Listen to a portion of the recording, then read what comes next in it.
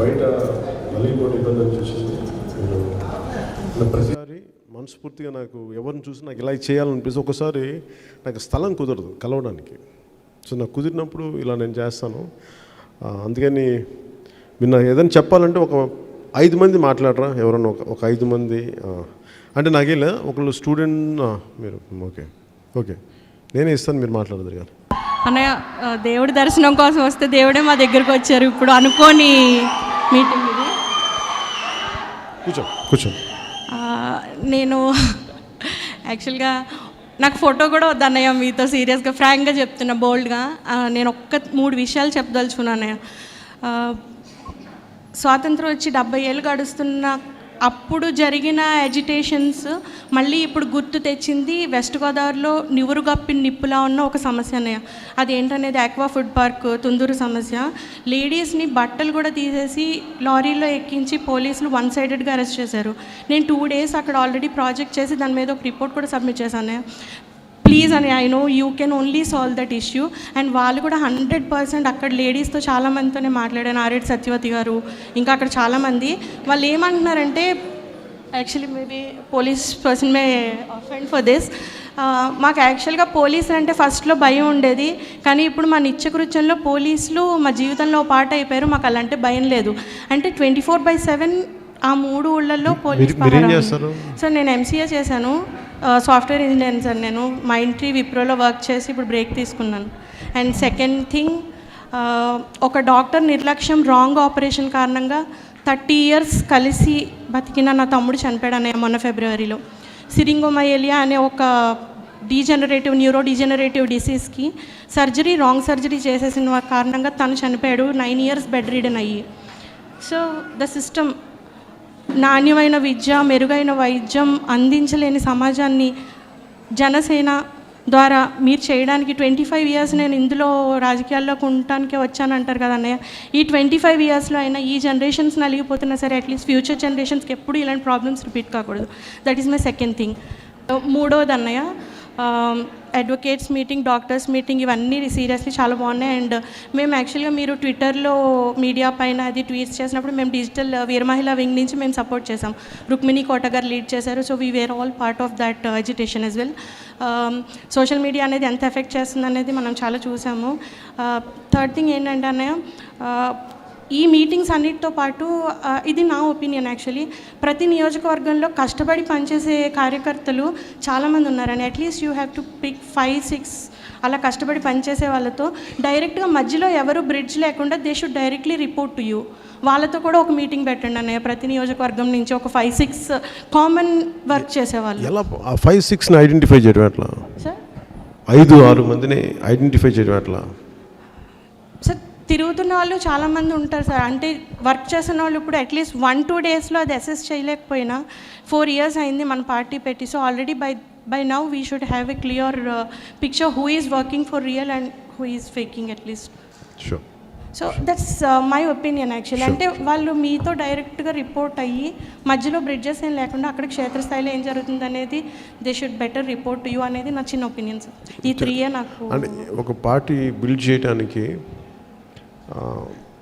ఒకసారి ఇది అడ్వాంటేజ్ను నాకు డైరెక్ట్ కలవటం యాక్సెస్ ఇదే, కానీ అట్ ద సేమ్ టైం అది అందరినీ కలవటం కూడా సాధ్యపడుతుంది నాకు ఫిజికల్గా. అదొక సమస్య ఉంది. బట్ ఇది నాకు వేరే ఆలోచన విధానం కమ్యూనికేట్ చేయడానికి నేను ఏం చేస్తున్నానంటే, ప్రతి కాన్స్టిట్యూయన్సీలో బూత్ లెవెల్లో ఒక 2000 మనకి యాక్టివ్గా చేసేవాళ్ళని నేను ఐడెంటిఫై చేశాను. ఇప్పుడు ఫర్ ఎగ్జాంపుల్ ఇచ్చాపురంలో ఐడెంటిఫై చేశాను. వాళ్ళతో నేను రెగ్యులర్గా ఒక వీడియో మెసేజ్, ఒక కమ్యూనికేషన్ తోటి చేస్తున్నాను. అది మీకు ఒక ఐ థింక్ 1 month పడద్దు అనుకుంటా ఆ ప్రాసెస్ అని చేస్తున్నాను. అంటే అది తెలియక వీళ్ళకి ఏమవుతుందంటే యాక్చువల్లీ వర్క్ చేసే వాళ్ళకి డిస్కరేజింగ్ ఎన్వైరన్మెంట్ అయిపోతుంది. ఉంటుంది. కాదు ఇప్పుడు అది కొంత సినిమా ఇమేజ్ ఉండటం వల్ల కూడా కొంత ఇబ్బంది అవుతుంది. ఇది స్లోగా చేయాల్సింది, అది ఓపికగా ఉండాలి అంతే. నేను చేస్తున్నాను కదా. ఇప్పుడు నేను చాలా రోజుల నుంచి అనుకుంటా ఉన్నాను ఇలా కలవాలి అని. ఒకటి మనకి తిరిగే ఊళ్ళల్లో అందరినీ కలవడానికి కుదరట్లేదు, ఇంత వాతావరణం రావట్లేదు. ఇక్కడ కుదిరింది. అది కూడా నేను మొన్న వైజాగ్లో అనుకున్నాక నువ్వు తను నా పక్కన నడిచింది తను వైజాగ్ కవాత్లో. అందుకని నాకు తను చూసి అనిపించింది.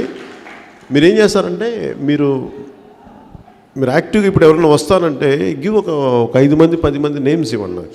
పల్ల ఒక 5-10 మంది నేమ్స్ ఇవ్వండి. ఇచ్చి మీరు ఏదైనా చేస్తారంటే మీరు నాకు అట్లా చేద్దాం. ఇప్పుడు చేద్దాం.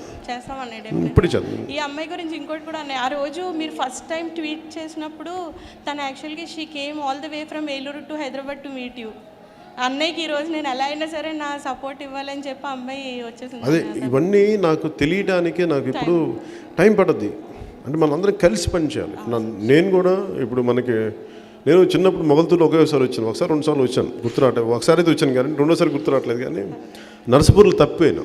మా నాన్న వదిలేస్తే బస్ స్టాండ్లో తప్పిపోయాను. నేను మా నాన్న ఎత్తుకుంటూ తిరిగాను. మా నాన్న ఎక్కడైనా సరే ఎవరు నన్ను చిన్న బిస్కెట్ ఇచ్చి అప్పచ్చిలా ఉంటుంది అలాంటిది ఇచ్చి కూర్చోబెట్టాను. నాకు అంటే నేను ఏమవుతున్నట్టే ఇట్లాగా మనందరం ఒకళ్ళు కనెక్ట్ అవ్వడం టైం పడదు. సో నేను మనసు ఉంది నాకు. ఫస్ట్ మీరు అర్థం చేసుకోవాల్సిందంటే నాకు అందరినీ కలవడానికి ఉంటుంది. నేను ఆ సమయం కోసం వెయిట్ చేస్తాను.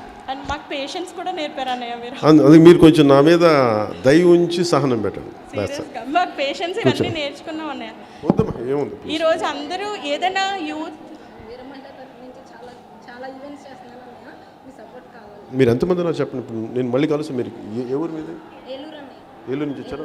ఇక్కడ యూత్ కూడా ఏదైనా ఇప్పుడు మాట్లాడుతుంటే ఇప్పుడు ఏదైనా స్పీచ్ ఇస్తున్నా ఏమిస్తున్నా కూడా వాళ్ళు జై హింద్ అని ముగిస్తున్నారు. అది only because of Pawan Kalyan గారు.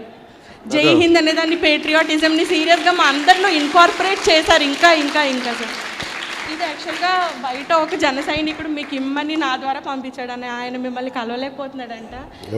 ఏవో ప్రాబ్లమ్స్ రాశారంట. సో అవి మీకు మాత్రం కంపల్సరీ మీకు టైం ఉన్నప్పుడు చదవమని నాకు ఇచ్చారు. ఇప్పుడు నేను వస్తుంది.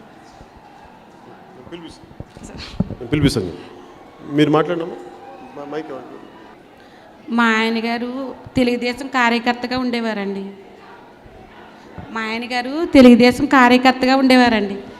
ఆయన సడన్గా ఆటో అటాక్ వచ్చి చనిపోయారండి. మాకు ఇల్లు గట్ట ఏమీ లేవండి. అసలు ఆయన పని చేస్తే మేము తింటామంటే లేకపోతే లేదు. ఆయన ఎమ్మెల్యే గారు జాబ్ ఇస్తానన్నారు. 4 సంవత్సరాలు అయిందండి. 4 సంవత్సరాల నుంచి తిరుగుతున్నానండి. ఇప్పుడు వచ్చి ఏ సమాధానం లేదండి. బాబుకేమో 15వ సంవత్సరం అండి, పాపకి 13వ సంవత్సరం అండి. అలా పెంచుకుంటా చాలా పోటలు పడుతున్నానండి నేను. ఆయన ఏ సమాధానం చెప్పట్లేదండి. అసలు అది కూడా మా అబ్బాయి కడుతున్నాడండి. అలా ఎవరో కూడా చూస్తున్నారండి మా వాళ్ళు. ఇప్పుడు వచ్చి ఏ సమాధానం చెప్పట్లేదండి ఆయన. ఎప్పుడు వెళ్ళినా ఇదిగో అంటున్నారు, అదిగో అంటున్నారు. 2 రోజులు రమ్మంటారండి. 2 రోజులకి వెళ్తే మళ్ళీ 2 రోజులు అంటారు. ఎక్కడ ఉద్యోగంగా ఉన్నారు? గుడి? మావుళ్ళమ్మ దేవస్థానం. మావుళ్ళమ్మ గుడిలో ఏ ఉద్యోగం? ఏదో ఒకటి తుడిచికినదైనా చేస్తానన్నానండి. నా పిల్లల్ని పెంచుకుంటాకే తుడిసిదైనా నాకేమి ఇబ్బంది లేదండి, చేస్తానన్నానండి. ఎంతమంది మీరు పిల్లలు మీకు? పాప బాబునండి. మీరు మాట్లాడతాం. సరే. ఇక్కడ ఈ ఊరి నుంచి ఎవరు యాక్టివ్గా పనిచేయడానికి ఉన్నారు ఇక్కడ భీమవరం నుంచి? ఓకే. మీరు చదువుకోవట్లేదా? ఫిజియోథెరపిస్టా? ఓకే. ఒక్క నిమిషం నాన్న. ఒక 1 minute. మహేందర్, మన ఎవరైనా పంపించిన నేమ్స్ తీసుకోండి. ఇప్పుడు నువ్వు తీసుకోమ్మా. అందరి నేమ్స్. నీ పేరేంటమ్మా? లక్ష్మియా? తేజస్విని నువ్వు అందరి నేమ్స్ తీసుకో. మీరు అలా కాదు, నేను వెళ్ళిపోయాక మీరు కూర్చోబెట్టి అందరి నేమ్స్ తీసుకొని ఎవరైతే చేస్తారో ఆవిడ నేమ్ తీసుకొని ఒకసారి నాకు దీంట్లో రాయ్.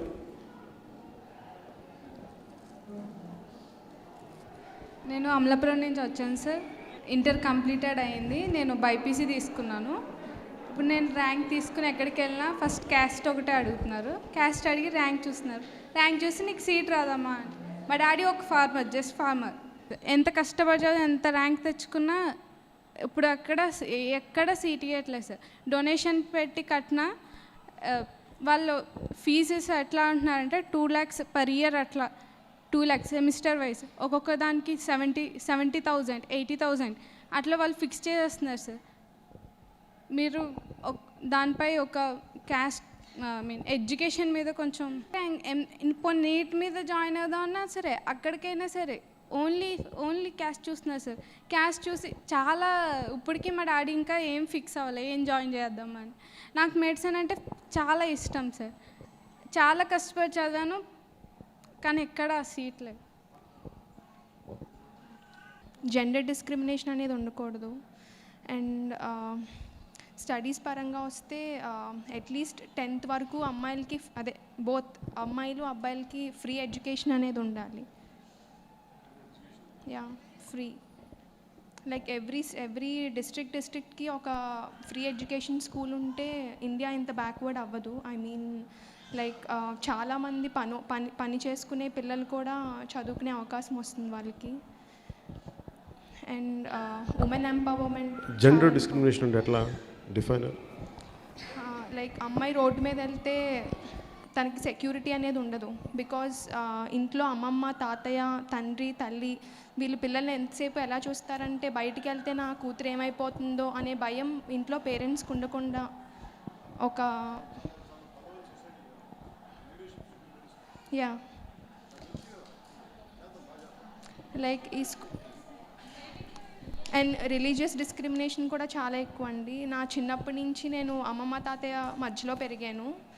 ఇంటి నుంచి బయట వెళ్ళాలంటే ఈ అమ్మాయి ఏ క్యాస్ట్, రాజులా కాపులా ఏంటి అని వెనకాల, అందులోని భీమవరంలో చాలా ఎక్కువ. ఈరోజు నేను ఇక్కడికి వచ్చి మాట్లాడటానికి కూడా చాలా డేర్ చేశాను. నన్ను చిన్నప్పుడు ఎక్కడో చీరాలో ఉన్నా, ఎవరు మా ఫ్రెండ్ ఇంటికి వెళ్తాడు, అడిగారు మీరు ఏమిట్లే అన్న. నాకు తెలియదు ఏమిట్లే అంటే ఆ వర్డ్కే నాకు అర్థం కాల, ఈ రోజుకి నాకు అర్థం కాదు. ఐ థింక్ వీళ్ళు కరెక్ట్. మనం ఏం చేయాలంటే ఎందుకు నేను మన ఆడపడుచుల అక్కచెల్ని ఎందుకు నమ్ముతానంటే మీరు సమస్యని చూసేటప్పుడు మగవాళ్ళకన్నా కొన్ని ఆలోచనలు ఫిక్స్డ్ ధోరణులు ఉంటాయి. ఆడపిల్లలకి సమాజాన్ని చాలా బలంగా చూడాలి. అందరికీ అంటే ఎమోషన్స్ మీకు ఉంటాయి. అంటే మనిషి హ్యుమానిటీ చూడగలిగేది స్త్రీయే. అందుకని వీర మహిళను ఎందుకు పెట్టానంటే మీకు ఆ శక్తి మీకు ఉంటుంది, స్త్రీ శక్తి స్వరూపం. అందుకని జెండర్ బయాస్ మీరు ధైర్యం కోసం పెట్టాను ఆ పదం. ఎందుకంటే నేను అలాంటి వాడిని, నక్క చెల్లెలతో పెరిగాను, మా వదిలతో పెరిగాను, పిన్నులతో పెరిగాను. సో నాకు తెలుసు ఆ కష్టం ఎలా ఉంటుందో. అలాగే మనం బయటికి పంపించాలంటే నాకు ఉంటాయి తెలుసు, చాలా రిజర్వేషన్స్ ఉంటాయి. ఒకసారి కాస్ట్ అంటారు. మనకి అన్నిటికంటే కూడా భద్రత లేని సమాజం అయిపోయింది, జెండర్ బయాస్డ్ ఇవన్నీ. చిన్నప్పటి నుంచి బేసిక్గా నాకు వెనకాల సపోర్ట్ లేదు సార్, ఫాదర్ లేరు. లైక్ మా అక్క వాళ్ళ హస్బెండ్ మీకు చాలా పెద్ద ఫ్యాన్. లైక్ నాకు ఎప్పుడు మీ మీద పవన్ కళ్యాణ్ అంటే అసలు ఏంటో నాకు తెలీదు. రీసెంట్గా మా అక్కకి మ్యారేజ్ అయిన ఈ 1 yearలో మీ గురించి నేను చాలా స్టడీ చేశాను. Thank you. లైక్ మా బావ యుఎస్లో ఎంఎస్ అయిపోయి జాబ్ చేస్తున్నారు. ఆయన పవనిజం అనే వర్డ్ ఆయనే ఫస్ట్ స్టార్ట్ చేశారు యుఎస్లో. లైక్ ప్రతి మూవీకి అక్కడ ప్రమోషన్స్ చేయడం, కాటం రాయుడు ఒక బిట్ని చాలాసార్లు రిహార్సల్ చేశారు పంచ్ కట్టుకుని. ఏంటి మా బావ చదువుకుని ఇంత అలా చేస్తున్నారు, అసలు ఏమైంది మా బావకి అని నేను చాలా రీసెర్చ్ చేశాను మీ మీద. లైక్ నాకు మీ బ్యాక్గ్రౌండ్లో కానీ చిన్నప్పటి నుంచి నాకు ఏం తెలీదు, బట్ డెఫినెట్లీ ఒక అమ్మాయికి మీరు చాలా సపోర్టివ్గా ఉంటారు అనే నమ్మకం నాకు చాలా బాగా కలిగింది. Thank you. అంటే నేను సినిమాలను కూడా ఎలా చూసామని అంటే, నేను చిన్నప్పుడు ఏదో ఒక సినిమాకి వెళ్ళాను, మా అమ్మ మా అక్కలతో పాటు వెళ్తే ఆ సినిమాలో ఏది కొంచెం సీన్ ఏదో ఇబ్బంది అనిపించింది హీరోయిన్ చూస్తే.